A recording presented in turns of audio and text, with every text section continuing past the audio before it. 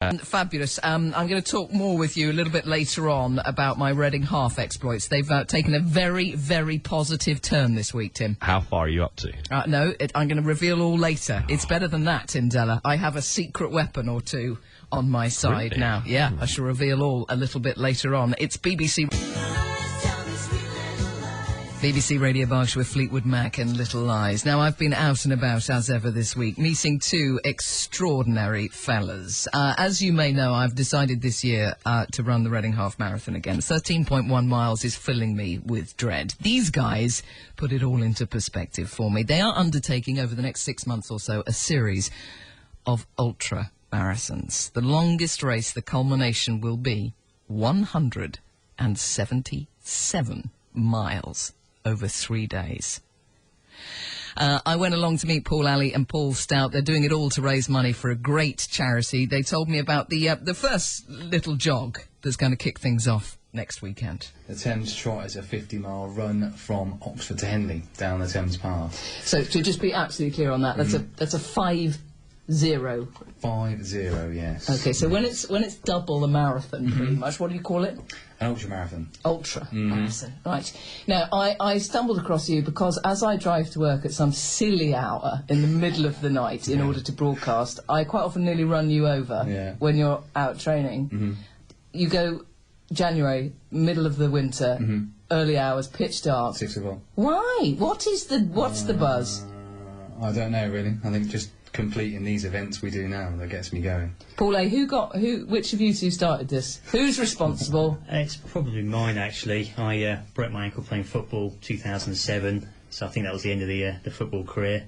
And I guess I wanted to do something just to prove your fitness after recovering from that. So stumbled across an event. Hang on a minute though, Paul A. Most people to prove their fitness would start playing football again. Yep. Or at most do a half marathon.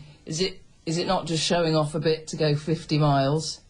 I think it was the end of the football career at the stage and the start of a sort of a new sport, really. So we don't do things by half. So I spoke to this one and said, do you fancy doing this 50-mile run down the Thames? And, what were you, at that point, what were you two used to running? Marathons? No, not at all. Old 10K. 6, 7 miles. Yeah, that was it. It was just fitness during the off-season. What I'm not getting is how we bypassed the marathon stage. We did the Reading half, didn't we? Yeah. A couple of those. It's a local event, but that was a once a year. Yeah.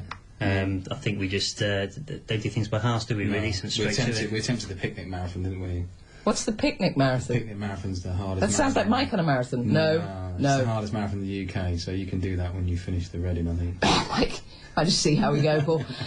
What's the picnic marathon involved? It's running up the hills of Box Hill, isn't it? Which we decided to do one year, and then we embarked on the Grand Union Canal. So Thames Trot goes from where to where?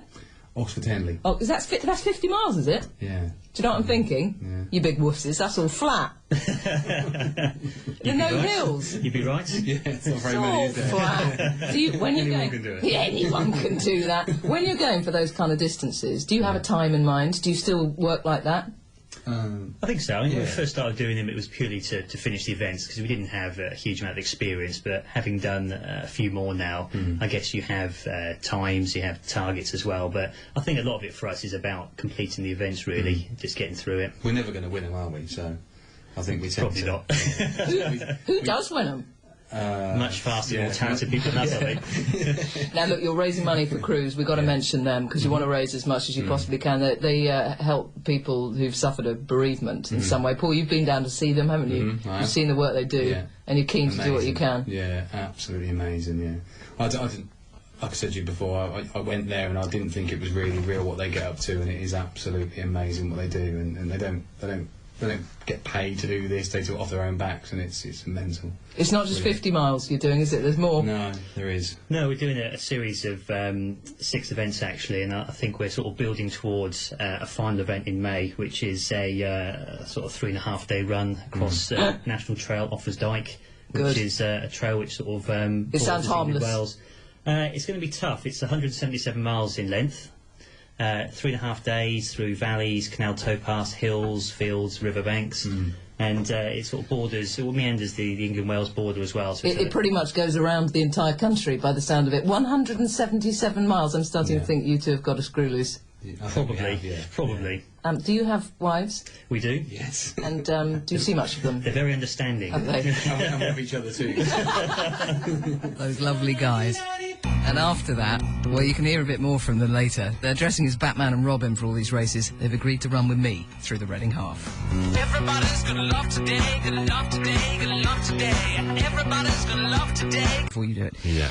So my secret weapons for the Reading come on, Half. What is this? Yes. Well, this week I met these guys. Now, you think you're a runner, don't you, Tim? I've been doing quite a lot recently. Yeah. But what's the longest race you've ever done? The longest race I've ever done? Well, I suppose a marathon. Pah, nothing.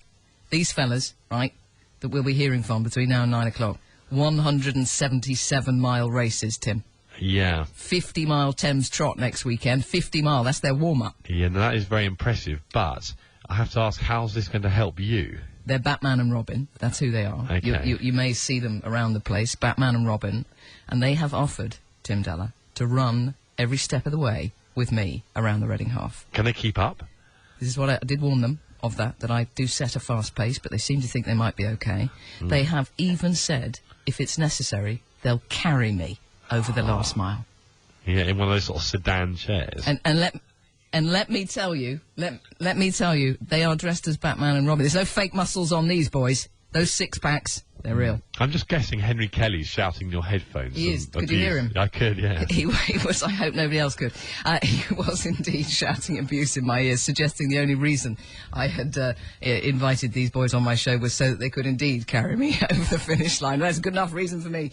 Della, you are going to be doing the Reading Half. Are you going to broadcast round it this time? No, not this time. I think Phil Kennedy's on broadcasting duty this year. He hardly finished last year. No, he'll do all right. I don't know what the scheduling has in mind in terms of what time he's going to finish his Well, show. why didn't you offer to run with me then? Well, you didn't ask. No, well, I didn't have to ask Batman and Robin. They offered. No, well, I worry about their motives, Nicky.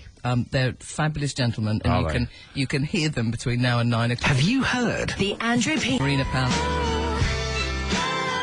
Now, look, all of us occasionally hear about extraordinary feats that people are undertaking in order to raise money for charity, but just every now and then, one of them catches your imagination, and that's certainly what happened when I heard about two fellas from Reading and Cheveley who are running a series of races over the next few months to raise money for Cruise, the bereavement charity.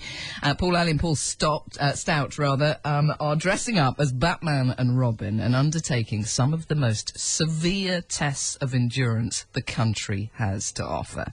They include a 177-mile race and the 50-mile Thames, ironically called Trot, next weekend. I went along to Paul Stout's home in Cheveley this week to meet the guys, and I began by talking about what it takes to carry out this kind of endurance test. Do you know what? You always think that runners need to be kind of tall, thin, long-legged. If you don't mind me saying, Paul, you don't fit that bill. No, not at all, no. Just to describe... In fact, could you describe yourself for us? I'm just looking at your arm, which is entirely covered in tattoos. Yes. No hair, heavily tattooed and slightly rounded. You're not rounded, you're just maybe stocky. Yeah, stocky, yeah. Rounded suggests... More like a rugby player. Yeah, you are more like a prop than a runner. But that doesn't hold you back? No. You reckon anyone's a runner, don't you? I do. Anyone can run. I don't agree with you on this as someone... Anyone can run. It's all mental. If you can pick up a pair of trainers, you can run. What is... When you're doing a 50-mile race, Paul A., what's the bit where you really, really have to fight? I think so. I mean, training runs can go up to 20 miles, so you may be comfortable to that point. I think once you go beyond that, that's when you start to feel it a bit more. And it's very much in the mind, it really is. And I think what you have to do is, a lot of these races have checkpoints every 10 miles or so, and you have to treat each checkpoint as an individual race. Don't think about the whole distance, just think about the next checkpoint, and that's how you break it down. You must have some serious internal struggle. I mean, where does it hurt? How do you deal with the pain? I don't know. I don't really. You shut down? Yeah, you think of different things, don't you? I do, certainly. If I'm running, I go through different motions, different thoughts, and my leg might be hurting, my knee might be hurting, but it's not that painful that I can't carry on. And I tend to think of what I'm doing. So now I'm raising money for people. I think, I'll think about what they're going through, or what someone else is going through. It's not what I'm going through, because I can keep going. It's not a problem, it really isn't. But I don't know what we go through. It's just madness. It's continual forward motion, isn't it? Yeah. As you say, fear of failure. Yeah. Certainly if you're doing a charity event. So you got the Thames Trot in about a week. That's the 50 miler. That's the mere 50 miler. What else have we got? That's the baby. That's the Yeah, baby. a warm up. I'd join you on it, boys, but sadly I'm a bit busy that weekend. What's the next one? On the 3rd to the 4th of March, we've got the Thames Path Ultra. You're doing the Chiefly, the big 10k. Yeah, there's counter 5.3. Yeah. Do you know, I think we should ban you from That's that the, race. You're not allowed. It's Paul's 40th that day, so that's our Hush. that's our rank. 40, Paul. I never would have thought. Thanks. Yeah. So you're going to do that little race on your 40th I birthday? think that's going to be the final one in Fancy Dress, isn't it, really? Yeah, in Fancy Now Dress, look, are yeah. you boys doing the Reading Half Marathon? We Yeah, are. we are. Absolutely, yeah. So for people, because we've been talking about this, you know, I'm keeping people posted with my training updates, tweeting them. What would your tips be to anyone doing it for the first time, or anyone like me who does not think they're a natural runner? What would your tips be? I think it's take it steady. You know, think about the time and pace you want to do, and not just go out too quickly. Enjoy the day. It's a fantastic atmosphere, and certainly the finish in the JC Stadium is brilliant. Brilliant, yeah. A couple of thousand people just cheering you coming in. It's a great finish to a marathon. It's well supported around the route, so just enjoy it, take it easy. There will be loads of people there. Are you going to win the Reading Half? Oh, God, no. Yeah. What are you going to do it in? Well, we've With Fancy Dress, Yeah. we've hopefully got a... Do Batman and little Robin, do the surprise. outfits hold you back a bit? They're probably quite sweaty. They're sweaty. yes, yeah, a little bit. Do they actually. stink? Yeah. Have you been training in them? We trained on New Year's Day around Reading. I'd like to have seen that. Why are you not wearing them? Because you see, you would perk my mornings up, Paul, if I nearly drove into you if you were dressed as Batman in the pitch dark on a January morning driving to work, and suddenly Batman comes round the corner. That would be better. I may do it Friday morning now. But they must hold you back a little bit. I think so. They're Yeah. not the most comfortable things to run in. But Come on, what time? You're we're being a thinking bit evasive. between 1:45 and 2. Yeah, comfortably, I think isn't it? we'll be Really around comfortably there. under 2. Yeah. Yeah.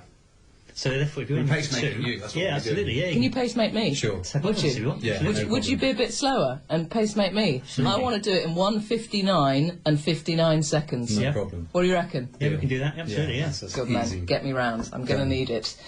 We wish you all the very best of luck. If people want to raise money for you guys for cruise, how do they do it? You've got a Just Giving page. We have, We have, yes. It's justgiving.com/run superhero run. And can we please stay in touch with you?